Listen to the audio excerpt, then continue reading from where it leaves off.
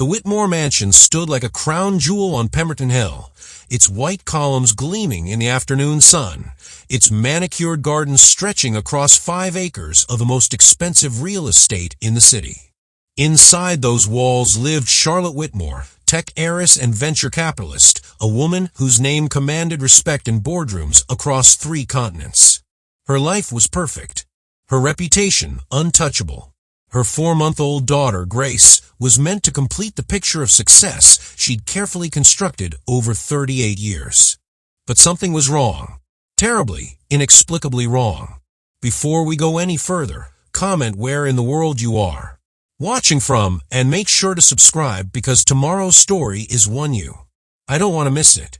5 professional nannies, each with impeccable credentials, each costing more per week than most people earned in a month, had quit within their first night.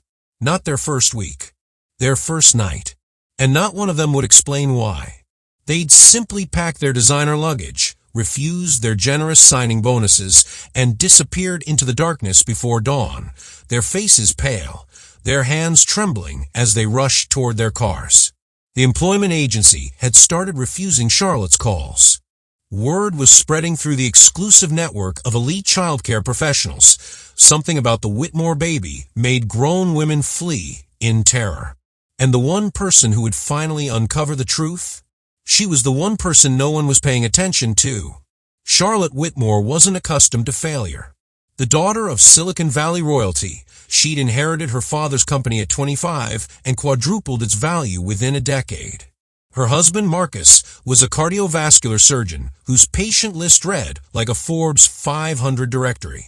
Together, they occupied a world where problems were solved with phone calls, where money opened every door, where the word impossible simply didn't apply. The Whitmore mansion reflected that reality.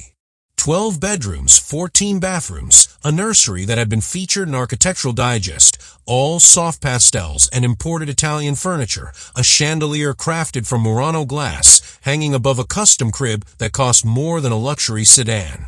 Grace's wardrobe contained onesies from Paris, blankets woven from organic bamboo, toys designed by child psychologists to stimulate cognitive development. But baby Grace wouldn't stop crying. Not the normal crying of infancy, the hunger cries, the tired whimpers, the fussy evening hours every parent learns to navigate. This was different.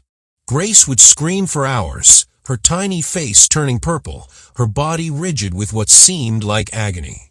She'd been examined by 7 different pediatricians, including 2 department heads from Children's Hospital. Every test came back normal.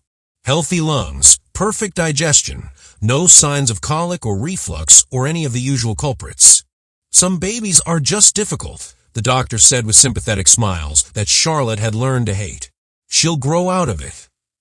But Charlotte had seen the way the pediatricians exchanged glances when they thought she wasn't looking. She heard the hesitation in their voices. They were baffled, and in her experience, when highly paid experts were baffled, it meant they were missing something. The first nanny had been Sarah Chun, a legendary figure in elite childcare circles. She'd raised the children of senators and celebrities, commanded a salary that would make most executives jealous, and had a waiting list 2 years long. Charlotte had paid triple her usual rate to bump Grace to the front of that list. Sarah had arrived on a Monday afternoon in September, her references gleaming, her manner calm and professional. She'd assessed the nursery with an expert's eye, discussed feeding schedules and sleep training philosophies, and assured Charlotte that whatever the issue was, she'd seen worse. By Tuesday morning, she was gone. Charlotte had found her at 4 a.m., already dressed, her suitcase by the front door. Sarah's hands had been shaking so badly she could barely hold her phone. "I'm sorry, Mrs. Whitmore. I just can't stay here." "Did Grace keep you awake?" "Because I explained she's been having." "It's not about crying." Sarah's eyes had been wide, almost frightened. "There's something. I'm sorry. I'll refund the advance. Please don't contact me again." She'd been out the door before Charlotte could ask another question. The second nanny lasted even less time. Margaret Rousseau, a stern British woman who'd worked for the royal family's extended relatives, arrived with the confidence of someone who'd handled the world's most demanding families. She'd assessed Sarah's abrupt departure with a dismissive sniff, "Americans are so dramatic," and taken charge of the nursery with military precision. She'd quit before midnight. The third nanny, a sweet-faced Filipino woman named Teresa, had made it 6 hours. The fourth, a stern German woman named Helga who'd raised 4 children of her own, had actually unpacked her bags before changing her mind and leaving at 2 a.m. The fifth, a young woman from Texas with excellent references from 3 oil family dynasties, had locked herself in the guest bathroom at 11 p.m., crying, and called her mother to come pick her up. None of them would explain what had happened. None of them would even finish the conversation.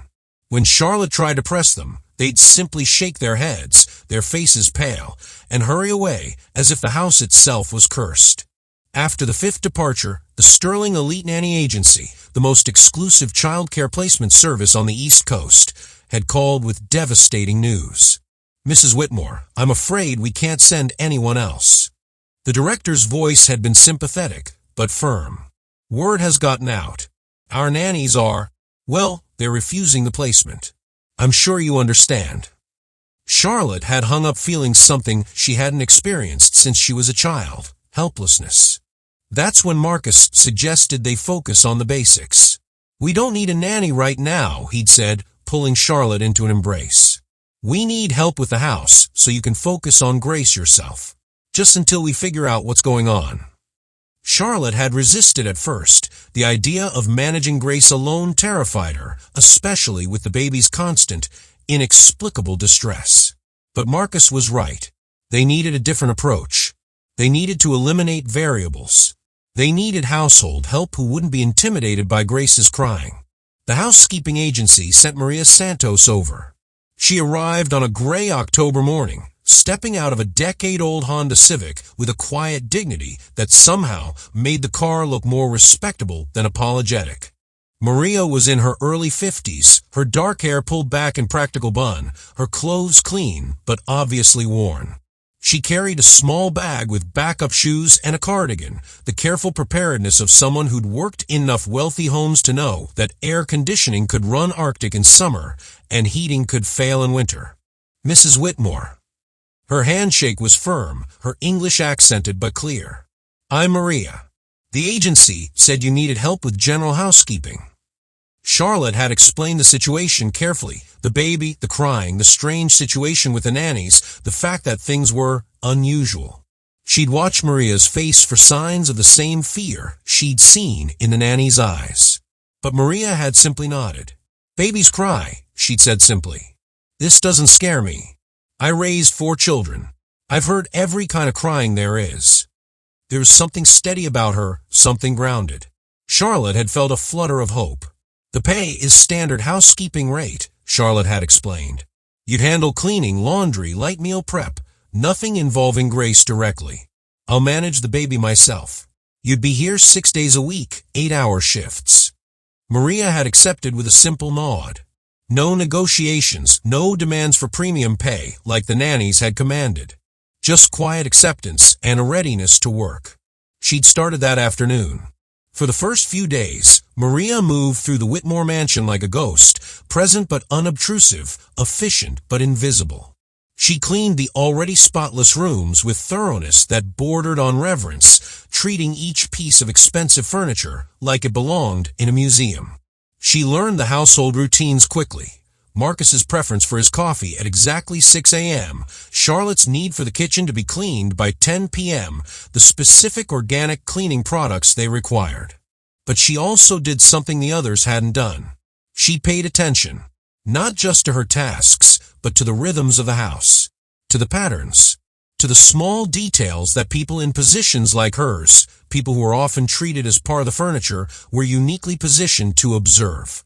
She noticed that Grace's crying followed patterns. The baby would be relatively calm in the mornings, fussy but manageable. By early afternoon, the distress would begin. By evening, it would reach fever pitch, Grace's tiny body racked with screams that seemed to tear at something deeper than physical discomfort. She noticed that Charlotte, despite her obvious exhaustion, refused to leave Grace alone for more than a few minutes. The woman would stand over the crib during naps, watching with an intensity that went beyond normal parental concern. It was vigilance, Maria thought, like she was guarding against something. She noticed the nursery itself, that beautiful, expensive room, had an odd feeling to it. Nothing she could name exactly. Just a sense of wrongness, like a note played slightly off-key in an otherwise perfect symphony. But most importantly, she noticed the one person everyone else seemed to trust completely. Vanessa Pierce, Grace's daytime nurse. Vanessa came every weekday from 9 a.m. to 4 p.m., an arrangement Charlotte had made in desperation after the last nanny fled. A private nurse wasn't the same as a nanny. She was medical staff, there to monitor Grace's health, administer any necessary care, and provide professional oversight while Charlotte tried to manage conference calls and keep her company from falling apart during her maternity leave. Vanessa was perfect on paper. 32 years old, pretty in a wholesome way. With blonde hair she kept in a neat ponytail and scrubs printed with cheerful teddy bears. She had a nursing degree from a respected state university, 3 years of pediatric ICU experience, and glowing references from 2 previous private care positions. Charlotte had verified every credential personally, but Maria Santos noticed something no one else saw. She noticed the way Vanessa's smile never quite reached her eyes. The way she'd touch Grace with hands that seemed slightly too rough for someone trained in infant care. The way her voice, so sweet when Charlotte was in a room, would flatten to something cold the moment the door closed. And on Maria's 3rd day of work, while dusting the hallway outside the nursery, she noticed something else. Through the crack of the slightly open door, Maria watched Vanessa lean over Grace's crib with an expression that made Maria's blood run cold. It wasn't the look of a caregiver. It wasn't even the look of someone annoyed by a crying baby. It was the look of satisfaction, as if Grace's distress was exactly what Vanessa wanted. Maria told herself she was imagining things. She was new to this house, new to these people, and she'd learned long ago that housekeepers who made accusations against their employer's trusted staff found themselves unemployed very quickly. Vanessa was a registered nurse. She'd been thoroughly vetted. Charlotte trusted her completely. But Maria couldn't shake the image of that expression. Cold, calculating, pleased by an infant's suffering. She began paying closer attention. On Thursday of that first week, while vacuuming the second-floor hallway, Maria noticed Vanessa entering the nursery with her large tote bag, the expensive leather one she carried everywhere. Nothing unusual about that. Medical professionals always carried supplies. But something about the way Vanessa glanced around before entering, something furtive in her body language, made Maria pause. She turned off the vacuum and listened. Grace's crying, which had been the constant soundtrack of the house, suddenly intensified to a level Maria hadn't heard before. It wasn't the cry of hunger or tiredness. It was a scream of genuine distress, the sound of something wrong. Maria moved closer to the nursery door, her heart pounding. Through the gap, she could see Vanessa standing over the crib, her back to the door. The nurse was doing something, Maria couldn't see what, but her posture was tense, focused. Then Vanessa stepped back, and Grace's screaming reached a crescendo that made Maria's hands clench into fists. "There we go," Vanessa murmured, her voice audible through the door. There was no warmth in it, no sympathy, just clinical satisfaction. Right on schedule. Maria stepped back quickly as Vanessa turned toward the door. She fumbled with the vacuum, switching it back on, her mind racing. Right on schedule? What did that mean? Schedule for what? That evening, after Vanessa had left for the day, Maria watched Charlotte pace the living room with Grace in her arms. The baby was inconsolable, her tiny face red and wet with tears, her body rigid. Charlotte looked like she might collapse from exhaustion. "Mrs. Whitmore," Maria said quietly, "may I ask something?" Charlotte turned, surprise flickering across her face. Maria rarely initiated conversations beyond household logistics. "Of course, Maria." "The baby, she seems worse in the afternoons. After the nurse comes. Have you noticed this pattern?" Charlotte's face tightened.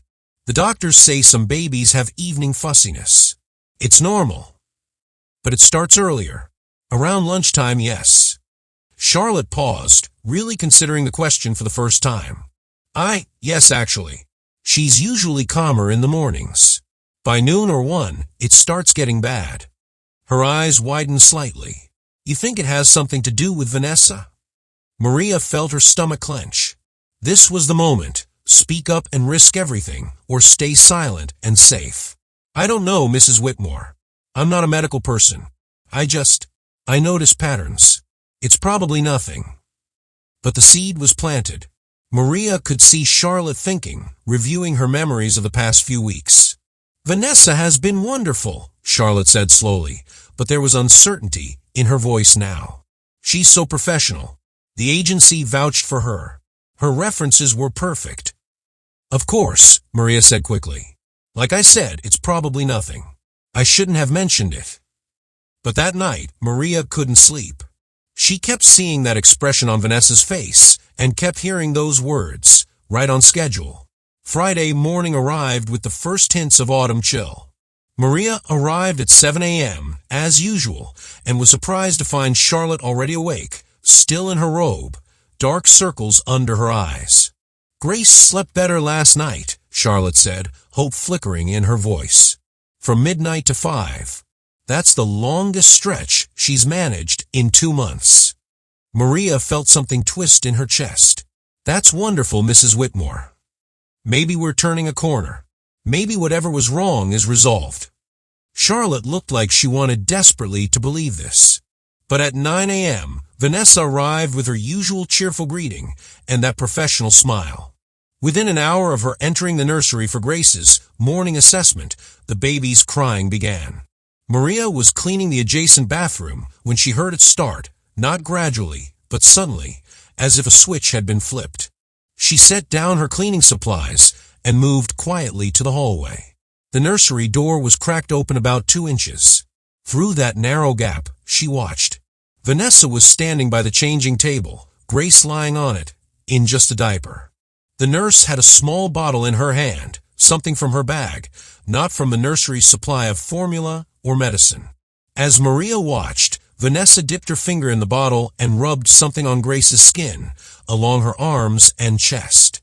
Grace's reaction was immediate. Her little body tensed, her face contorted, and she began to scream. Vanessa watched for a moment, her expression unreadable, then washed her hands in the nursery's small sink and dressed Grace in a fresh onesie. By the time she picked the baby up, her face had arranged itself into an expression of concern. Poor sweet girl, Vanessa cooed, loud enough for anyone nearby to hear. So uncomfortable. We just can't figure out what's wrong, can we? Maria ducked back into the bathroom, her heart pounding so hard she could hear it in her ears. She'd seen it. She'd actually seen Vanessa do something to cause Grace's distress. But what had been in that bottle? And why would a nurse deliberately harm an infant in her care? More importantly, what should Maria do about it? Maria agonized over the decision all morning. She was a housekeeper, an immigrant with a green card she'd worked a decade to obtain. She lived in a small apartment she could barely afford, sent money home to her elderly mother in Guatemala, and supported her youngest son through community college. She couldn't afford to lose this job. She couldn't afford to make accusations against a registered nurse without proof. But she couldn't watch a baby suffer either. During her lunch break, while Vanessa was downstairs eating the organic salad she brought from home, Maria made a decision. She slipped into the nursery, moving as quietly as she'd learned to move in the many wealthy homes she'd cleaned over the years, like a shadow, practically invisible.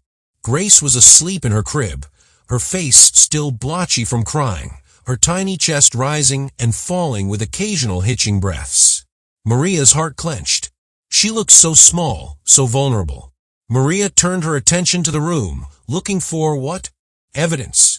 She didn't even know what she was looking for. Vanessa's large tote bag sat on the chair by the window. The nurse never went anywhere without it. Maria hesitated, her conscience warring with her instinct. Going through someone else's belongings was wrong. It violated trust, crossed boundaries. but so did hurting a baby. Maria opened the bag. Inside was the normal detritus of a medical professional's workday: a stethoscope, boxes of latex gloves, hand sanitizer, granola bars, a water bottle. A zippered pouch held what looked like over-the-counter medications: ibuprofen, antihistamines, nothing unusual. Then Maria found the small pocket in the side of the bag, the kind designed for valuable items. Inside was a bottle about the size of her thumb, made of dark glass with no label. Maria pulled it out, her hands trembling slightly. She unscrewed the cap and sniffed carefully. The smell was sharp, medicinal, with an undertone of something that made her nose itch. She had no idea what it was, but every instinct told her this was what she'd seen Vanessa applying to Grace's skin. She heard footsteps on the stairs. Maria's pulse spiked. She shoved the bottle back into the side pocket, zipped the bag, and turned toward the door just as Vanessa appeared in the hallway. "Maria." Vanessa's voice was pleasant, but her eyes were sharp. "What are you doing here?" "I'm sorry, Miss Vanessa." Maria kept her voice humble, apologetic. "I was just checking if the trash needed emptying. Mrs. Whitmore likes the nursery kept very clean." Vanessa's gaze moved to her bag, then back to Maria. "The trash is fine. Perhaps you should focus on the other rooms? I need privacy for Grace's afternoon assessment." "Of course. My apologies." Maria left quickly, feeling Vanessa's eyes on her back. As she walked down the hallway, she heard the nursery door close firmly, followed by the distinctive click of a lock. Vanessa had never locked that door before. That afternoon, while Vanessa was in the nursery with the door locked, Maria took her phone out to the garden, far from any windows, and called her daughter Elena. Elena was a paralegal at a downtown law firm, smart, educated, the pride of Maria's life. She'd be able to give advice without asking questions Maria couldn't answer. "Mama, what's wrong?" Elena could always hear the stress in her mother's voice. "Hypothetically," Maria said carefully, "if someone saw something wrong happening to a child, but they didn't have proof, and they were afraid of losing their job, what should they do?" There was a long pause. "Mama, what's going on?" "It's hypothetical, Mija." "No, it's not." Elena's voice sharpened. "Are you in trouble? Is someone hurting a kid?" Maria felt tears prick her eyes. "I don't know for sure. I think so. But the parents trust the person. And I'm nobody. Who's going to believe me? If a child is being hurt, you call the police. You call Child Protective Services. You don't worry about your job. It's not that simple." "Mama." Elena's voice was firm. "You didn't raise me to stay quiet when something's wrong. You didn't work 3 jobs to send me to college so I could learn to look the other way. If you really think a baby is being hurt, you have to do something. Document everything. Take photos if you can. Get evidence. Then report it." Maria closed her eyes. Elena was right. Of course she was right. "Okay," Maria said softly. "Okay, Mija. Thank you." After hanging up, Maria stood in the garden for a long moment, gathering her courage. Then she made her decision. She would get proof. Over the next week, Maria became a spy in her own workplace. She documented everything she could using the small notepad she kept in her pocket to track times and observations. She couldn't risk taking photos. If Vanessa caught her, it would be over, but she could record patterns. Monday, Vanessa arrived at 9:05 a.m. Gracecom until 10:30 a.m. Vanessa was alone with the baby for 25 minutes. Crying began at 10:32 a.m. and continued for 3 hours. Tuesday, Vanessa arrived at 9 a.m. exactly. Grace is fussy but manageable. At 11 a.m., Vanessa took her to the nursery for tummy time assessment. Door locked. 15 minutes later, Grace's screaming could be heard throughout the house. Wednesday, pattern repeated. Maria noticed Vanessa check the hallway before closing the nursery door each time. She was making sure Charlotte wasn't nearby. Thursday, Maria managed to position herself outside the nursery during one of Vanessa's assessments, pretending to clean the hallway baseboards. Through the crack in the door, she saw Vanessa with that bottle again, applying something to Grace's diaper area. The baby's reaction was immediate and severe. Friday brought something new. Charlotte had a video conference that morning, an unavoidable meeting with international investors that she'd rescheduled twice already. She'd apologized to Vanessa, explaining she'd need 2 hours of guaranteed quiet time, and Vanessa had assured her it would be fine. "I'll take Grace for a long walk in the stroller," Vanessa had said with that professional smile. "The fresh air will do her good, and you'll have silence for your meeting." Maria watched from the kitchen window as Vanessa wheeled the expensive stroller down the driveway at 10 a.m. The nurse turned left at the end of the drive, heading toward the park 3 blocks away. Something made Maria follow. She knew it was risky. If Vanessa saw her, there would be questions Maria couldn't answer. But her instincts were screaming that something was wrong, and she'd learned to trust those instincts. Maria left through the back door, circled around through the neighbor's property, wealthy people never noticed household staff, and approached the park from the opposite direction. She spotted Vanessa on a bench near the playground, the stroller beside her.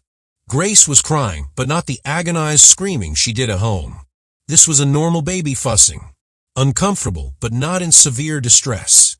Maria watched from behind a large oak tree as Vanessa checked her phone, scrolled through social media, and completely ignored the baby.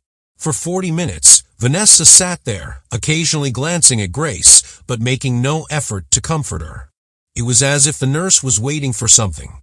Then Vanessa stood, checked her watch, and reached into her bag. Maria's breath caught. The nurse pulled out that small bottle. Maria was certain it was the same one, and glanced around the park. She didn't notice Maria, hidden behind the tree 20 yards away. Satisfied she was unobserved, Vanessa leaned over the stroller. Maria couldn't see exactly what she did, but she saw the motion of Vanessa's hand, saw her fingers move under Grace's blanket. 30 seconds later, Vanessa straightened up, put the bottle away, and sat back down on the bench. Within 2 minutes, Grace's crying escalated to screaming.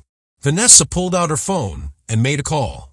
Maria was too far away to hear the words, but she could hear Vanessa's tone, concerned, apologetic. She was calling Charlotte. Maria ducked out of the park and hurried back to the house, arriving before Vanessa. She was washing windows in the dining room when the nurse came through the front door, pushing a screaming Grace, her face professionally worried. "Mrs. Whitmore." Vanessa called out. "I'm so sorry. She started having an episode in the park. I think we should head back early." Charlotte emerged from her study, her video meeting clearly cut short, her face tight with stress and concern. "What happened?" "I'm not sure. She was fine, and then suddenly she became extremely distressed. I checked everything. Her diaper is clean. She's not hungry. I just don't know what triggered it." Maria gripped her window cleaner bottle so tightly her knuckles turned white. She wanted to scream the truth, wanted to grab Charlotte and tell her what she'd seen. But she had no proof. It would be her word against the nurses. An immigrant housekeeper against a credentialed medical professional. She would lose that fight. That afternoon, while Vanessa was downstairs having tea with Charlotte, playing the role of concerned, devoted nurse, Maria did something that terrified her. She went back into the nursery. Grace was napping, finally, exhausted from hours of crying. Maria moved swiftly to Vanessa's bag, her heart hammering so hard she felt dizzy. She found the small bottle in its pocket and, hands shaking, pulled out her phone. She photographed the bottle from every angle. Then, moving faster than she'd ever moved, she unscrewed the cap and photographed the liquid inside. It was clear, slightly viscous. There was no label, no identifying information. Maria heard voices downstairs, Charlotte and Vanessa talking in the kitchen. They were directly below the nursery. If either of them came upstairs, Maria made a split-second decision. She went to Grace's changing table and found one of the small sample bottles they used for travel-sized baby soap. She dumped out the soap in the nursery trash, rinsed the bottle quickly in the small sink, and transferred a tiny amount of the mystery liquid into it. Evidence. Real, physical evidence. She put Vanessa's bottle back exactly where she'd found it, slipped the sample into her pocket, and was out of the nursery, in less than 90 seconds. She made it to the hallway bathroom just as she heard footsteps on the stairs. Maria ran the water in the sink, giving herself an excuse for being on this floor. Her reflection in the mirror showed a terrified woman with sweat on her forehead and fear in her eyes. "Pull yourself together," she whispered to her reflection. "For grace. Be strong for grace." That evening, after her shift ended, Maria drove to the pharmacy where her friend Roberto worked. Roberto had been a doctor in Mexico before immigrating. Now he was a pharmacy technician working to get his credentials recognized. If anyone could tell her what the substance was, he could. "Maria, you look terrible," Roberto said when she approached his counter. "What's wrong?" "I need your help." Privately. They stepped into the pharmacy's back room, away from customers. Maria pulled out the sample bottle and explained what she'd witnessed, leaving out names and identifying details. Roberto took the bottle carefully, uncapped it, and sniffed. His expression darkened immediately. "Where did you get this? Can you tell me what it is?" "Maria, this is capsaicin extract. Very concentrated. You see this?" He pointed to the slight cloudiness. "This is pharmaceutical grade, maybe mixed with a carrier oil. This isn't something you buy at a grocery store." "Capsaicin like pepper spray?"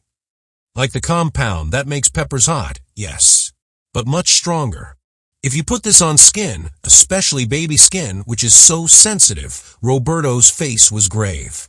"It would cause an intense burning sensation. Pain. On mucous membranes or areas like the diaper area. It would be agonizing. And it would be nearly impossible to detect afterwards. It metabolizes quickly, leaving no trace.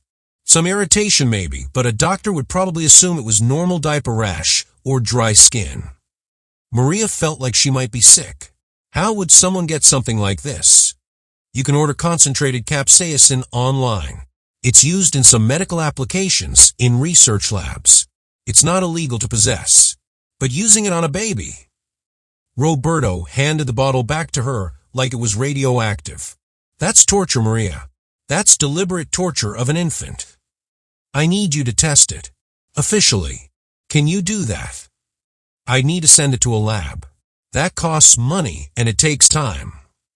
"I'll pay for it, however much it costs." Roberto studied her face. "You're serious about this? There's a baby being hurt. I need proof."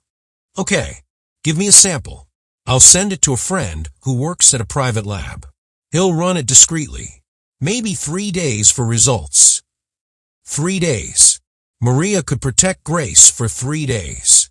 She had to. The weekend provided a brief respite. Vanessa didn't work Saturdays or Sundays, and Maria watched the difference in Grace with an aching heart. Without whatever Vanessa was applying to her, the baby was fussy but not agonized. She slept in longer stretches. She had moments of calm where she'd look around with curious infant eyes. Charlotte noticed too. "She's better on weekends," Charlotte said Sunday evening, as if the thought had just occurred to her. She was standing over Grace's crib, watching the baby sleep peacefully. Significantly better. "Why is that?" Maria, changing the bedding in the master suite, paused. Maybe she's sensitive to routine? During the week, is it more structured?" But Charlotte was frowning, really thinking now. "Vanessa is only here during the week." "Mrs. Whitmore, I didn't mean to suggest." "No, you were right to mention the pattern." Charlotte turned to face her. "You've been here a few weeks now. You see things I don't. I'm too close to it, too exhausted. Have you noticed anything else? Anything specific?" This was the moment. Maria could share her suspicions. But without the lab results, it was still just suspicion. And if she was wrong, if there was some innocent explanation she couldn't see, she'd destroy her own credibility forever. "Nothing specific, Mrs. Whitmore. Just the timing. The patterns." Charlotte nodded slowly. "I think I need to pay more attention. Watch more carefully." A chill went down Maria's spine. If Charlotte started watching Vanessa closely, the nurse would notice. And if she noticed, she might change her pattern, might become more careful. Or worse, she might do something desperate. Monday morning arrived with heavy rain that matched Maria's mood. She'd barely slept, nightmares of Grace suffering playing on repeat in her mind. 3 more days until the lab results. 3 more days of watching that woman hurt a helpless baby. Vanessa arrived at 9 a.m. with rain dripping from her jacket, her smile as bright as ever. "Miserable weather," she said cheerfully to Charlotte. "But don't worry, I'll keep our girl entertained indoors today." Maria watched from the kitchen as Vanessa headed upstairs with her bag. She waited 5 minutes, then followed, carrying cleaning supplies as her excuse for being on the second floor. But when she reached the nursery door, she found it closed. Locked, as it had been increasingly often lately. From inside, she heard Grace's crying start, right on Vanessa's schedule. Maria pressed her ear to the door, listening. She could hear Vanessa's voice, but not the words. Then footsteps approaching the door. Maria scrambled backward, but she wasn't fast enough. The door opened and Vanessa stood there, Grace screaming in her arms, with an expression that made Maria's blood freeze. "Maria." Vanessa's voice was pleasant, but her eyes were cold. "You seem to be around the nursery a lot lately. Is there a reason for that?" "I'm sorry, Miss Vanessa. I was just listening at the door." Vanessa stepped into the hallway, closing the nursery door behind her. "You know, I've been a private nurse for a long time. I've worked in a lot of wealthy homes. And I've learned that household staff who pay too much attention to things that aren't their business, they don't usually last very long." It was a threat, barely veiled but unmistakable. Maria forced herself to meet Vanessa's eyes. "I'm just concerned for the baby." "Are you?" Vanessa's smile didn't reach her eyes. "That's sweet. But Grace has me. She has her parents. She has an entire team of doctors. She doesn't need a housekeeper's concern." She paused. "Does Mrs. Whitmore know you've been hovering around the nursery? I'm sure she'd be curious about why." The implication was clear. Cause trouble.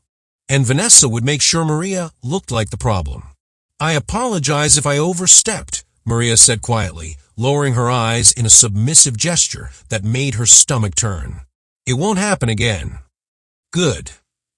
Vanessa's voice softened back to professional sweetness.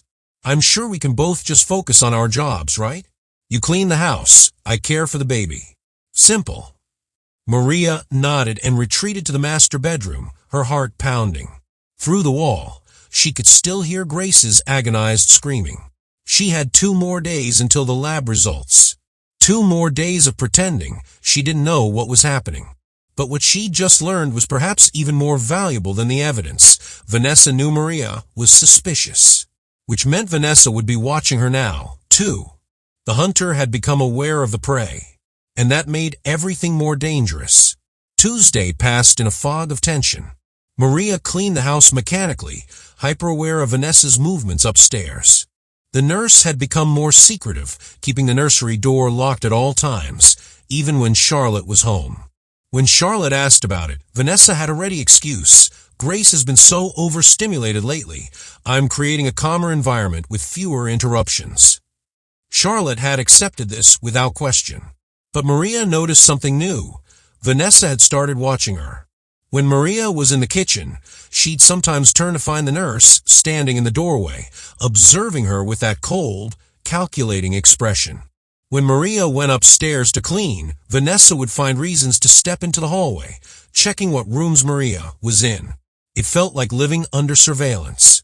That evening, after Vanessa left, Maria stayed late. She told Charlotte she wanted to do a deep clean of the kitchen, but really, she was waiting, watching, gathering courage for what she was about to do. At 7 p.m., when Charlotte was feeding Grace in the living room, Maria slipped into the downstairs bathroom and called Elena. "Mama? What's wrong now?" "The woman who's hurting the baby, she knows I'm suspicious. She threatened me today." "Threatened you?" "Mama, you need to go to the police right now. I have evidence at a lab being tested. 2 more days. But Mija, I need you to do something for me. I need you to write down everything I tell you, and if something happens to me." "If something happens?" "Mama, what are you talking about?" Maria's voice shook. "Just write it down. The family's name is Whitmore. The baby is Grace. The nurse is Vanessa Pierce. I have evidence she's been putting capsaicin on the baby's skin to cause pain. I sent a sample to, she gave Roberto's name and the pharmacy information. If I lose my job suddenly, or if I get hurt, or if I just disappear, you take this information to the police. You tell them to test Grace for capsaicin exposure. You tell them to investigate Vanessa Pierce. Promise me. Mama, you're scaring me. Promise me, Elena. I promise. But Mama, maybe you should just leave this job. Walk away. Let someone else. There is no one else. Maria's voice broke. That baby has no one else who knows. Her mother doesn't see it. The doctors don't see it. Those nannies ran away instead of helping. I'm all Grace has right now. I can't abandon her. There was a long silence. Then Elena said softly, "You're the bravest person I know." After hanging up, Maria wiped her eyes and went back to cleaning the kitchen. But her hands were steadier now. She'd created a backup plan. Insurance. If Vanessa tried something, the truth wouldn't die with Maria's job, or with Maria herself.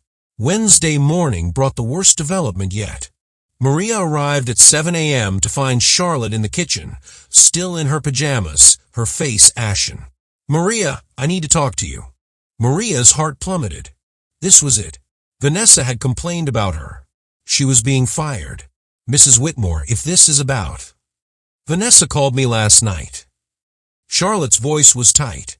"She said you've been hovering around the nursery, making her uncomfortable, asking inappropriate questions about Grace's care." Charlotte paused, and Maria could see the internal struggle on her face. "She says you've been implying things about her care of Grace." Maria felt like the ground was tilting under her feet. "Mrs. Whitmore." "I defended you," Charlotte interrupted. "I told her you've been nothing but professional, that you're just naturally concerned because Grace has been so difficult." "But Maria," Charlotte met her eyes, "Vanessa is a medical professional. She's here to help Grace. I need you to give her space to do her job. Can you do that?" Every instinct screamed at Maria to tell Charlotte everything. But she had no proof yet. The lab results wouldn't be ready until tomorrow. If she spoke now, Vanessa would spin it as a jealous employee making false accusations, and Maria would be dismissed. She'd lose access to Grace. She'd lose any ability to protect the baby. "Yes, Mrs. Whitmore," Maria said quietly. "I understand. I'll stay away from the nursery." "Thank you." Charlotte's relief was visible. "I'm sorry, I know this is awkward, but we're all under so much stress with Grace being so sick, and I can't afford any conflict between my staff right now." Sick. Charlotte still thought Grace was sick, not being deliberately tortured. Maria spent that morning in the basement, doing laundry she'd already done, just to stay out of sight. But her mind was racing. One more day until the lab results. Could she protect Grace for one more day? At noon, her phone buzzed with a text from Roberto. "Call me. Important." Maria's hand shook as she dialed. "The lab rushed the results," Roberto said without preamble. "Maria, it's worse than I thought." "Tell me." "Pure capsaicin extract, pharmaceutical grade, mixed with a carrier oil designed to make it penetrate skin more effectively. The concentration is..." "Jesus, Maria, this is the kind of strength they use in pepper spray, but more refined. Someone with medical knowledge created this." He paused. "There's something else. There are traces of a topical anesthetic in the mixture." "What does that mean?" "It means whoever made this is very, very smart. They add the anesthetic so it dulls the burning sensation just enough that the baby doesn't go into shock, but not enough to actually relieve the pain. It's calculated torture. They're keeping the baby at maximum distress without crossing the line into a medical emergency that would require hospitalization." Maria felt bile rise in her throat. "Can you write a report? Something official I can take to Mrs. Whitmore." "I'm emailing it to you right now. Maria, this is evidence of child abuse. You need to take this to the police." "The mother first," Maria said. "She needs to know. Today." Maria printed Roberto's lab report at the house's office printer while Charlotte was upstairs with Grace. Her hands trembled as the pages emerged, each one documenting the chemical composition of the substance, the probable effects on infant skin, the professional opinion that this compound had been deliberately formulated to cause pain. She had her proof. But as Maria stood there holding the papers, she heard the front door open. Vanessa's voice called out, "Sorry I'm late. Traffic was terrible." Maria shoved the papers into her cleaning supply caddy and hurried back to the basement. She'd wait until Vanessa left at 4 p.m., then she'd show Charlotte the evidence. Just a few more hours. But at 2 p.m., everything went wrong. Maria heard shouting from upstairs, Charlotte's voice, raised in panic.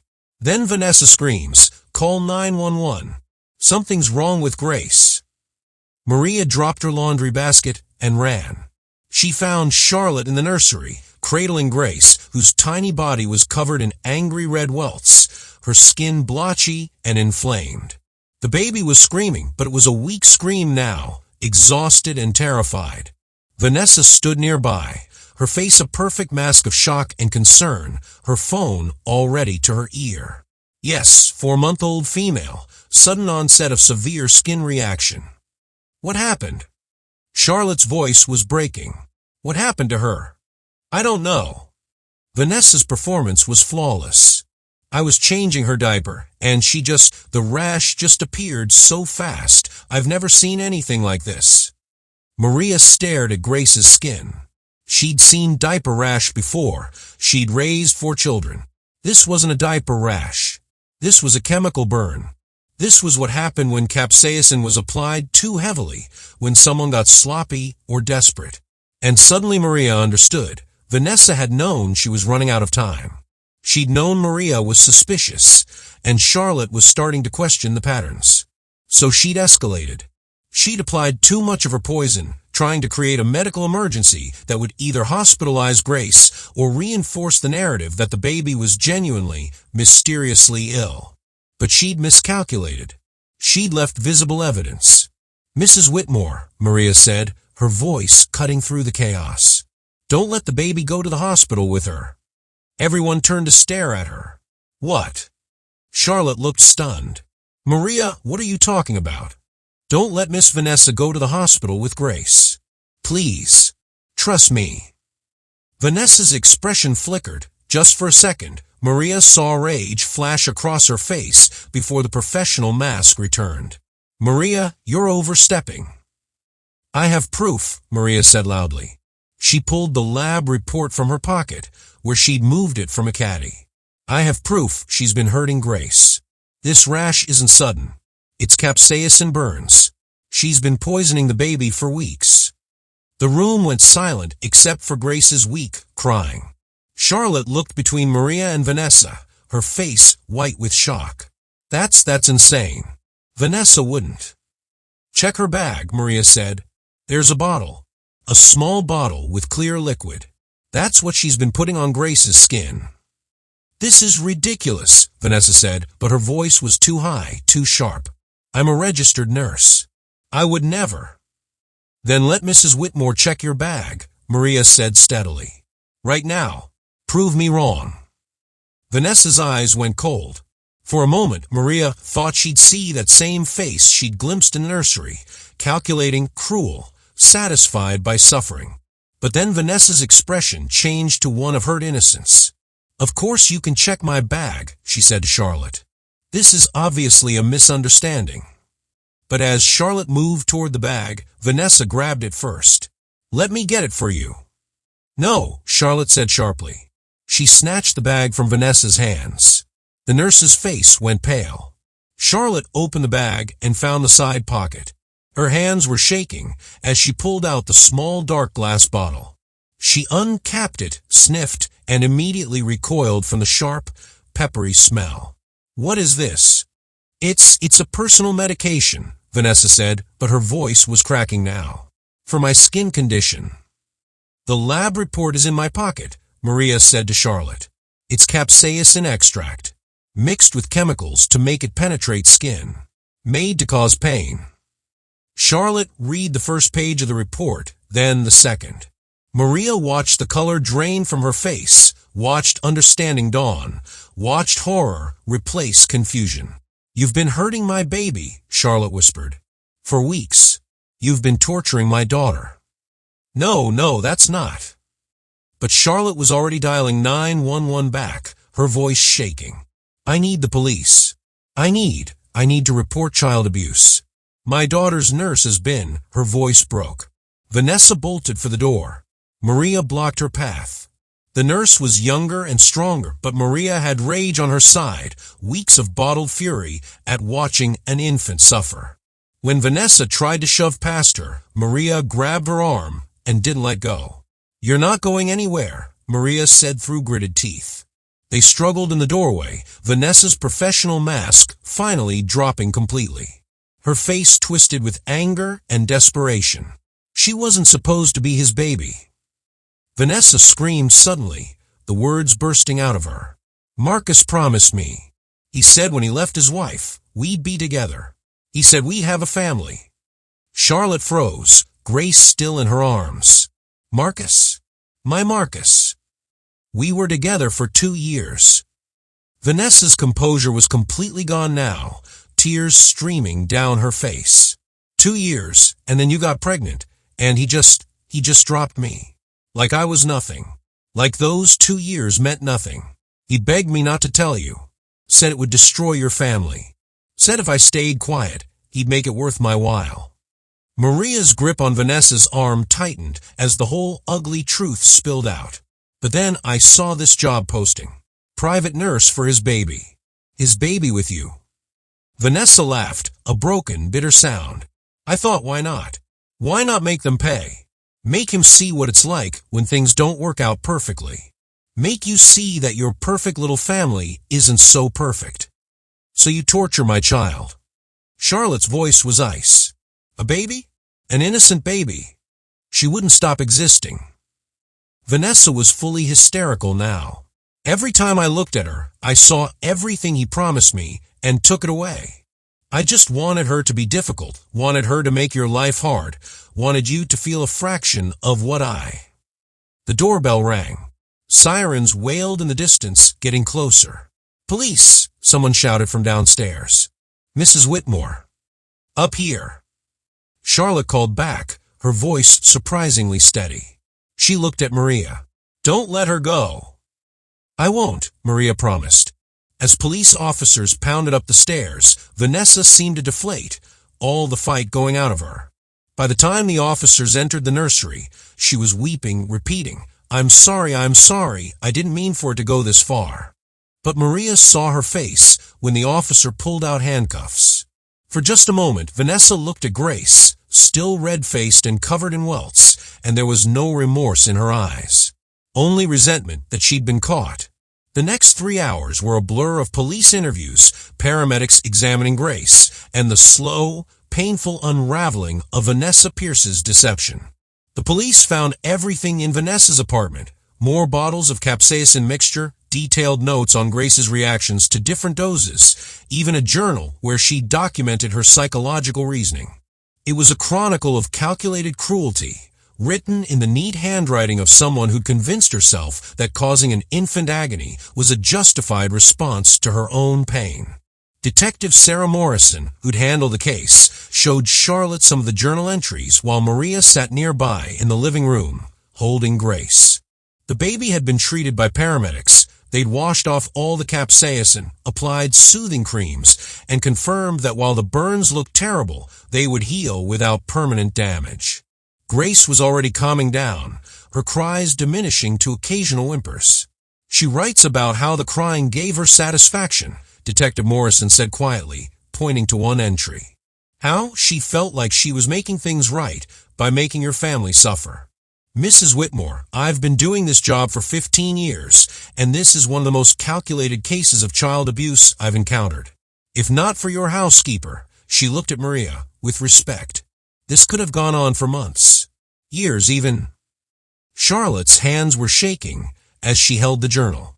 I trusted her. I brought her into my home. I left my baby alone with her. You were deceived by a skilled manipulator, Detective Morrison said firmly. This isn't your fault. But Maria could see the guilt eating at Charlotte the way it would probably eat at her for years. The question every parent asks when something goes wrong: how did I not know? The bigger question, though, was the one no one was saying out loud. Marcus still wasn't home. Marcus Whitmore arrived at 8 p.m., called back from a hospital where he'd been in surgery. He came through the door already making excuses about traffic and procedure time, his face arranged in the concerned husband expression he must have practiced. Then he saw the police officers, saw Charlotte's face, saw Vanessa's personal effects bagged as evidence on the dining room table. "Charlotte, what's going on?"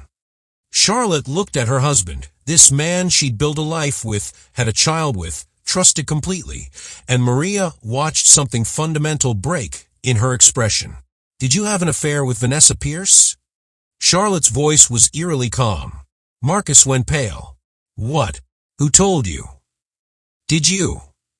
The silence stretched for 5 seconds. 10. Then Marcus's shoulders slumped. "It was over 2 years ago. Before you got pregnant." "Charlotte, it didn't mean anything. She's been torturing our daughter." Charlotte's voice was still that terrible calm. "For weeks. She's been deliberately causing Grace pain because you had an affair with her and then chose me. Because our baby exists and the one she wanted to have with you doesn't." Maria watched Marcus's face cycle through emotions: shock, horror, disbelief. No, that's not. Vanessa wouldn't." She confessed. Detective Morrison interrupted. "Mr. Whitmore, I'm going to need you to come down to the station for questioning. You're not under arrest, but we need your statement about your relationship with Ms. Pierce, particularly regarding whether you knew she'd applied for the position as your daughter's nurse." "I didn't know. I swear to God, I had no idea she was when Charlotte hired a private nurse. I never even asked the name. I just assumed." "Then you'll be happy to come answer our questions," the detective said. It wasn't really a request. As Marcus left with the police, escorted like a criminal, though not in handcuffs, Charlotte finally broke down. She sank onto the sofa, her face in her hands, and started to cry, deep, wrenching sobs that came from somewhere beyond exhaustion or stress. Maria stood there awkwardly, still holding Grace, unsure if she should leave or stay. This felt like a private family tragedy, and she was just the help. But then Charlotte looked up at her with red-rimmed eyes. "You saved her," Charlotte whispered. "Maria, you saved my daughter's life. I saw something was wrong." 5 nannies ran away. 5 professional nannies with years of experience saw something was wrong and chose to protect themselves instead of Grace. The doctors didn't see it. I didn't see it. But you, Charlotte's voice broke. You saw it and you stayed and you got proof, and you didn't let her leave even when it put your job at risk. Even when it could have put you in danger. Maria felt tears in her own eyes. She's just a baby. She couldn't protect herself. Someone had to. Charlotte stood and walked over to her, gently taking Grace from Maria's arms. She held her daughter close, pressing her lips to the baby's forehead, and fresh tears streamed down her face. "Thank you," Charlotte whispered. "Thank you, thank you, thank you." The next few days brought a cascade of revelations and consequences. Vanessa Pierce was charged with multiple counts of child abuse, assault, and reckless endangerment. The DA was pushing for the maximum sentence. Her credentials as a nurse made it worse, not better. She'd violated not just the law, but every ethical standard of her profession. The nursing board had already begun proceedings to revoke her license permanently. The full story of her relationship with Marcus came out in painful detail. They'd met at a hospital fundraiser 3 years earlier. He'd been charming, successful, and apparently willing to lie about the state of his marriage. Vanessa had believed his promises that he'd leave Charlotte, that they'd build a life together. When Charlotte announced her pregnancy instead, Marcus had ended things abruptly, paying Vanessa $50,000 to stay quiet and accept that he'd made his choice. What he hadn't counted on was the depth of Vanessa's rage or her patience in planning revenge. She'd seen the job posting for a private nurse for the Whitmore baby on a medical staffing site. She'd recognized the address. Something in her had snapped, she told the police psychiatrist, some combination of hurt and jealousy and self-righteousness that convinced her this was justifiable. That making Grace difficult was somehow evening the scales. She'd started with small amounts of capsaicin, just enough to cause discomfort. But as weeks passed with no one suspecting, she'd grown bolder. The doses increased. Her methods became more brazen. She'd convinced herself she was the wrong party, entitled to this small vengeance against a baby who'd never done anything except be born. Narcissistic personality disorder, the psychiatrist's report concluded. Inability to process rejection. Tendency to externalize blame. Lacks empathy for victims. Unlikely to be rehabilitated. Reading it, Maria thought of how Vanessa had looked at Grace that first time she'd seen through the nursery door. That cold satisfaction at an infant's suffering. Some people, Maria thought, were just broken. Marcus Whitmore wasn't charged with any crimes. He genuinely hadn't known Vanessa had applied for the position, but his marriage didn't survive the revelation. Charlotte filed for divorce 3 weeks later. The settlement was brutal. She got the house, primary custody of Grace, and enough money to ensure she'd never have to work again unless she wanted to. "I can't look at him without seeing how this happened," Charlotte told Maria one afternoon. They'd fallen into an odd intimacy since the incident, the kind that forms between people who survived a crisis together. "Every time I look at Grace, I think about how his affair with that woman almost destroyed our daughter. I can't forgive that. I can't move past it." Maria understood. Some betrayals cut too deep for healing. But there was a silver lining, if you could call it that. Grace was thriving. Without the daily torture of capsaicin burns, the baby's true personality emerged. She was fussy sometimes, yes. All babies are, but she was also curious, smiley, and increasingly interactive. She slept through most nights. She laughed at silly faces. She was, it turned out, a perfectly normal, healthy baby who'd been suffering under sustained chemical torture. The pediatricians confirmed what Maria had already known. There had never been anything wrong with Grace except what Vanessa had been doing to her. "I feel like I'm meeting my daughter for the first time," Charlotte said, watching Grace play with a soft toy. "The real her, not the pain-racked version Vanessa created. It's like getting a second chance." The legal system moved slowly, but it moved. Vanessa Pierce was denied bail, considered a danger to children, and held pending trial. Her lawyer tried to argue diminished capacity due to emotional distress, but the journal entries and calculated nature of her crimes made that defense impossible. She pled guilty in exchange for a 20-year sentence. Charlotte attended the sentencing hearing, Maria by her side. They sat in the courtroom as Vanessa, dressed in prison orange, stood before the judge. "Do you have anything to say before I impose a sentence?" the judge asked. Vanessa looked at Charlotte for a long moment. For a second, Maria thought she saw genuine remorse flicker across the woman's face. But then Vanessa spoke. "I'm sorry I got caught," she said flatly. "I'm sorry my life fell apart. I'm not sorry for making you feel a fraction of what I felt when he chose you." Charlotte's face went white, but she didn't look away. The judge's expression hardened. "Miss Pierce, you tortured an infant, a helpless child who had nothing to do with your grievances. You violated every oath of your profession and every standard of human decency. You're sentenced to 20 years in state prison with no possibility of parole for 12 years. And I hope you spend every day of that sentence thinking about the pain you caused an innocent baby." The bailiff led Vanessa away. She didn't look back. 3 months after Vanessa's arrest, Charlotte called Maria into her study. "Sit down, please." Maria sat, her heart beating a little faster. She'd become more than just a housekeeper in the Whitmore household. Charlotte consulted her on decisions about Grace, asked her opinion on nanny candidates. They'd finally found a wonderful woman named Ruth, who Grace adored, even invited her to stay for dinner sometimes. But this felt formal, official. "I've been thinking about what happened," Charlotte began. "About how many people failed Grace. The nannies who ran instead of investigating. The doctors who didn't look deeper.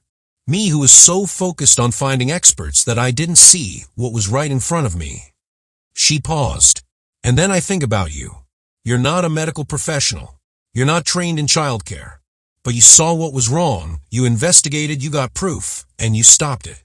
You did what everyone else failed to do. Mrs. Whitmore, Let me finish. Charlotte's voice was gentle. I want to offer you a new position. Not a housekeeper. I want you to be Grace's nanny, a real nanny with a real salary. $75,000 a year, health insurance, retirement benefits, paid vacation. I know Ruth is wonderful, but I want you to be the primary person in Grace's life, besides me.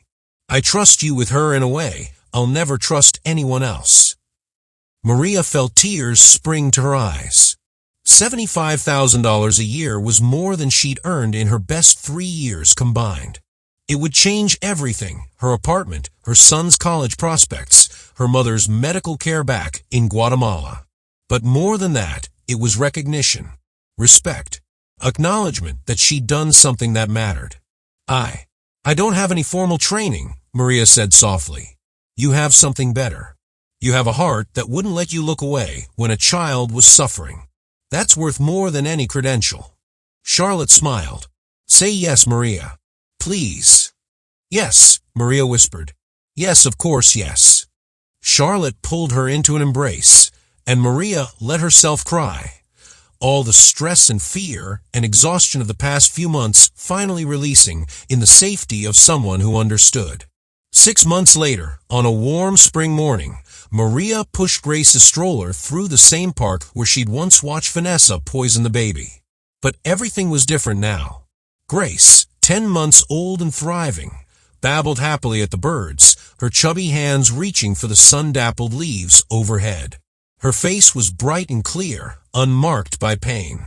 She laughed when a butterfly landed on the stroller's canopy, pure baby joy that made Maria's heart swell. They passed the bench where Vanessa used to sit, and Maria felt a chill. But then Grace grabbed her finger and squeezed, and the shadow passed. You're safe now, Pequeña, Maria murmured in Spanish. I promise you're safe. Her phone buzzed, a message from Elena. Mama, I'm so proud of you. Your story is going to help so many people. That was the other development. The case had gone viral. Major news outlets had covered it. Housekeeper saves baby from nurse's torture, the woman who wouldn't look away, and Maria had given one interview to raise awareness about the signs of child abuse. She'd been uncomfortable with the attention, but Charlotte had convinced her it was important. You can help other people see what you saw, Charlotte had said. You can teach parents to pay attention, to listen when someone raises concerns, to look beyond credentials and reputation. So Maria had spoken up, and the response had been overwhelming. Thousands of messages from parents, from survivors of abuse, from other household workers who'd been inspired to speak up when they saw something wrong. Her daughter was writing a book about the case, with Maria's permission. The proceeds would go to a foundation Charlotte was establishing, the Grace Whitmore Foundation for Child Safety, dedicated to training household staff to recognize and report child abuse. From tragedy, something good was growing. That evening, as Maria gave Grace her dinner, sweet potato puree that the baby enthusiastically smeared across her face, Charlotte came into the kitchen with an envelope. What's this? Maria asked. Your bonus, for saving my daughter's life. Maria opened the envelope and gasped. Inside was a check for $100,000. Mrs. Whitmore, this is too much. It's not nearly enough, Charlotte said firmly. But it's what I can give you right now. Use it for your family, for your future, for whatever you need. She sat down at the kitchen table, watching Grace try to grab the spoon. You know what the hardest part has been? Realizing that all those credentials, all that money, all that privilege, I had none of it protected Grace. The expensive doctors, the elite nannies, the fancy nursery, it was all useless. What protected her was someone who gave a damn. Someone who wouldn't stay silent even when it was risky. You would have figured it out eventually, Maria said. Maybe. Or maybe Vanessa would have escalated to the point where Grace ended up permanently damaged or dead. Charlotte's voice shook. I have to live with the fact that I trusted my husband's mistress with my baby's care. That I ignored the warning signs because a nurse with credentials seemed more reliable than my instinct. That I almost lost Grace because I was too proud to question an expert. You're a good mother, Maria said firmly. You did everything you thought was right. Vanessa was the monster, not you.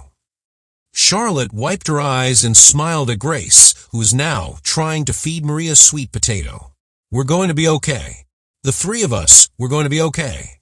And watching Grace's happy face, unmarked by pain for the first time in her short life, Maria believed it. On Grace's second birthday, Maria stood in the backyard of the Whitmore mansion, Charlotte's mansion now, legally, watching the little girl run through a sprinkler in a polka-dot swimsuit. Grace was healthy, happy, bright as a button. She called Maria Mamita, her second favorite person in the world, after her mother. The birthday party was small. Charlotte, Grace, Ruth, who'd become a part of the family, Elena and her fiancé, and Maria's youngest son, who was graduating from university next month. No hired entertainers, no expensive spectacle. Just family and people who loved Grace genuinely. Charlotte came to stand beside Maria, holding 2 glasses of lemonade. She doesn't remember any of it, Charlotte said quietly. The doctors confirmed she was too young. It won't have any lasting psychological impact. Good, Maria said. She deserves a childhood without shadows. She has you to thank for that. Charlotte handed her a glass. To Maria Santos, the hero who wouldn't look away. Maria clinched her glass gently. To Grace, may she grow up knowing her worth and trusting her voice. They drank in comfortable silence, watching the birthday girl play. Later that evening, after the guests had left and Grace was tucked into bed, Maria stood in the doorway of the nursery, that beautiful room that had once held so much pain and now held only love. Grace slept peacefully, her breathing steady and calm, a stuffed elephant tucked under one arm. Sweet dreams, Pequeña, Maria whispered. She thought about the journey that had brought them here, about the 5 nannies who'd run away, about the doctors who'd missed the truth, about her own moment of choice, to speak up or stay silent, to risk everything or look away. She thought about the small bottle of poison that Vanessa had carried in her bag, about how evil can wear a kind face and a professional smile, about how the people we ignore, the housekeepers, the janitors, the service workers who move through wealthy spaces like ghosts, see more than anyone realizes. Most of all, she thought about Grace. About how one baby's suffering had been invisible to everyone except the person nobody was paying attention to. Sometimes the most important voices are the ones we ignore. The overlooked, the dismissed, the people we don't think to ask or listen to because their job title doesn't command respect. But Maria had learned something in her 50-plus years of life, something she hoped Grace would learn too. Your value isn't determined by other people's perception of your worth. Your voice matters whether anyone's listening or not. And sometimes the person with the least power in a room is the one with the most important thing to say. Maria turned off the nursery light, leaving just the night light glowing, a soft rainbow that cast gentle colors across the walls. You're safe now, she whispered one last time. And you always will be. I promise. She closed the door softly and went to her own room, the comfortable suite on the second floor that Charlotte had given her, a far cry from her old studio apartment. Tomorrow, Grace would wake up to another day of love, safety, and ordinary childhood joys. She'd never know how close she'd come to a different fate. She'd never remember the woman who'd hurt her or the woman who'd saved her. But Maria would remember. And she'd make sure that Grace grew up strong, aware, and unafraid to speak up when something was wrong. Because that's what heroes do. And Maria Santos, former housekeeper, current guardian, forever protector, was exactly that. A hero who wouldn't look away. Share your thoughts in the comments below. If you enjoyed this story, don't forget to like it, share it with your friends, and subscribe to the channel for more meaningful stories. Thank you for watching, and see you in the next video.